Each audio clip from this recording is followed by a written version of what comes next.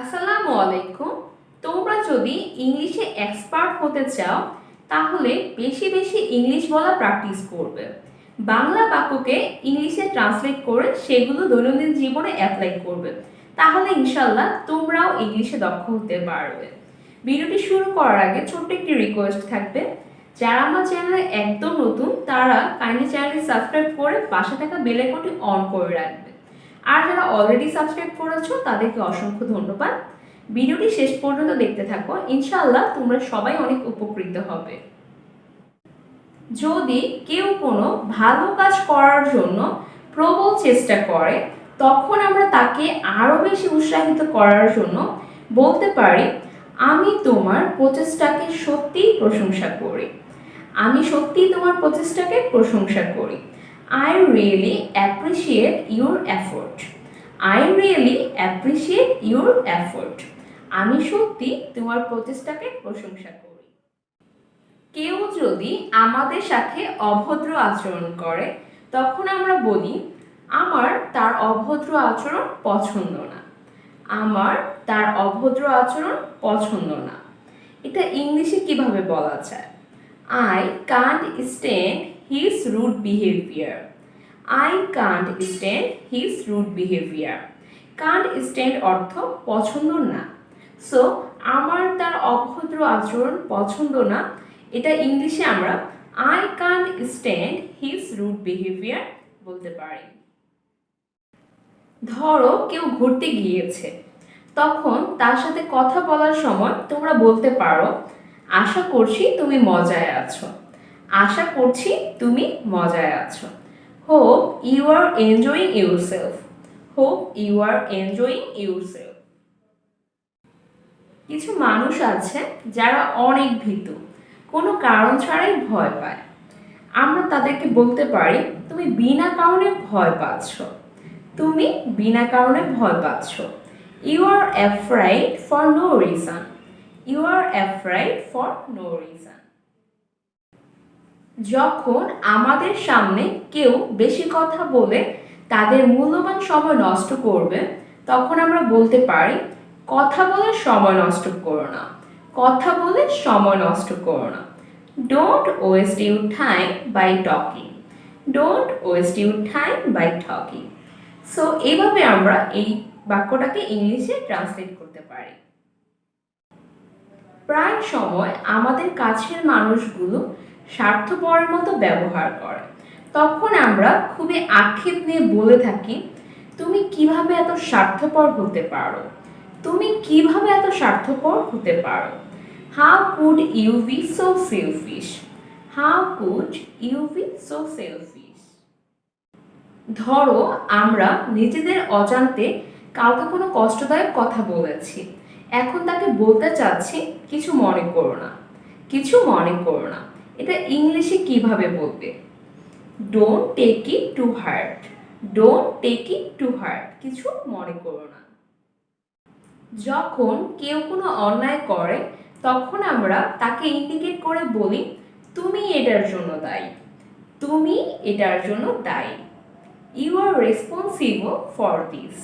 You are responsible for this, তুমি এটার জন্য দায়ী। আমরা প্রত্যেকেই আমাদের মাকে অনেক ভালোবাসি, সবসময় চাই যেন সে হাসি খুশি থাকে। আমরা আমাদের মাকে কাঁদতে দেখতে পারি না। আমি আমার মাকে কাঁদতে দেখতে পারি না। আমি আমার মাকে কাঁদতে দেখতে পারি না, এটা ইংলিশে কিভাবে বলা যায়? I can't bear to see my mother crying. I can't bear to see my mother crying.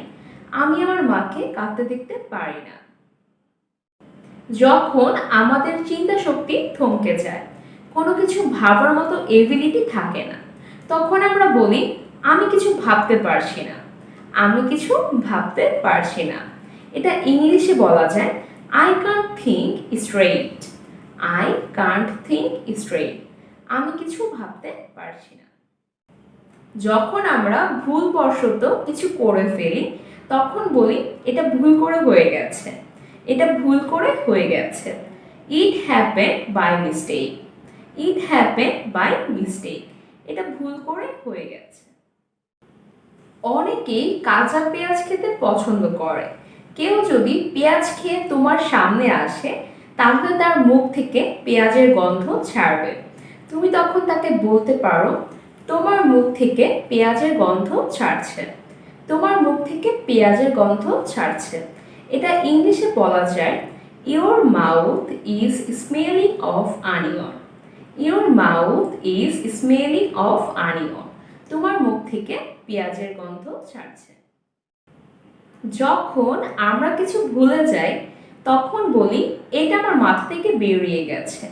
এটা আমার মাথা থেকে বেরিয়ে গেছে। It slipped my mind. It slipped my mind. এটা আমার মাথা থেকে বেরিয়ে গেছে। ক্লাসে যখন কোনো স্টুডেন্ট অমনোযোগী থাকে তখন শিক্ষক তাকে জিজ্ঞাসা করেন, তোমার মন কোথায়? তোমার মন কোথায়? Where is your attention? Where is your attention অর্থ তোমার মন কোথায়। আমরা যখন কোনো বিষয়ে কারো অনুমতি বা সম্মতি চাই তখন বলি, আমি কি এই বিষয়ে তোমার সম্মতি পেতে পারি? আমি কি এই বিষয়ে তোমার সম্মতি পেতে পারি? Do I have your consent in this matter? Do I have your consent in this matter? আমি কি এই বিষয়ে তোমার সম্মতি পেতে পারি? ধরো কোনো বিষয়ে আমাদের সম্মতি নেই বা আমরা অস্বীকার করছি, সেটা ইংলিশে কিভাবে বলতে পারি? I disagree. আই ডিসঅ্যাগ্রি অর্থ আমার সম্মতি নেই। I decline. আই ডিক্লাইন আমি অস্বীকার করছি। যদি আমাদের কাছে কিছু সহজ মনে না হয় তখন আমরা বলি, আমার এটা সহজ মনে হয় না। আমার এটা সহজ মনে হয় না। I don't think it's easy. I don't think it's easy. এছাড়াও আরেকটা সেন্টেন্স অ্যাপ্লাই করা যায়, I don't find it easy. I don't find it easy. এই দুটার অর্থই হচ্ছে আমার এটা সহজ মনে হয় না। কোনো একটা কাজ যে কোনোভাবেই হোক করতে হবে এমন বোঝাতে আমরা বাই অল মিনস ব্যবহার করি। আমাকে প্রজেক্টটি যে কোনোভাবেই হোক সাবমিট করতে হবে। আমাকে প্রজেক্টটি যে কোনোভাবেই হোক সাবমিট করতে হবে। I have to submit the project by all means. I have to submit the project by all means. অপেক্ষা করাটা খুবই কষ্টের কাজ।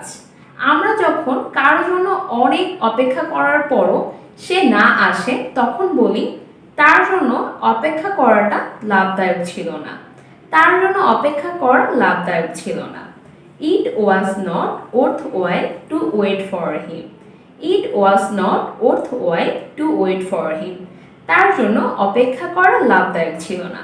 সো আমরা এই বাক্যটাকে এখন থেকে বাংলায় না বলে ইংলিশে বলবো, it was not worth while to wait for him. যখন আমরা কোনো কিছুর মধ্যে ইনভলভ হতে চাই না তখন বলি, আমাকে এসবের মধ্যে টেনো না। আমাকে এসবের মধ্যে টেনো না। এটা ইংলিশে কিভাবে বলা যায়? Don't drug me into this. Don't drug me into this. আমাকে এসবের মধ্যে টেনো না।